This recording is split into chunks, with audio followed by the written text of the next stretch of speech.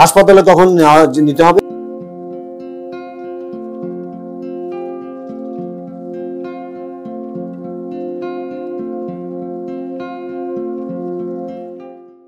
বাচ্চা অজ্ঞান হয়ে গেছে, খিঁচুনি হচ্ছে, নেতিয়ে পড়েছে, ঝিমিয়ে গেছে, চোখ কোটরে ঢুকে গেছে, পানি খেতে পারছে না, চামড়া কুচকে ধরলে কুচকে থেকে যাচ্ছে, চামড়া প্রসারিত হচ্ছে, সেগুলোকে আমরা তখনই এবং এগুলো অথবা পায়খানা হচ্ছে এবং বমি হয়ে যাচ্ছে, বারবার ওষুধ বা স্যালাইন দিলে খেতে পাচ্ছে না, তখন আমরা হাসপাতালে নিয়ে কার্যকর চিকিৎসা ব্যবস্থা নিতে হবে।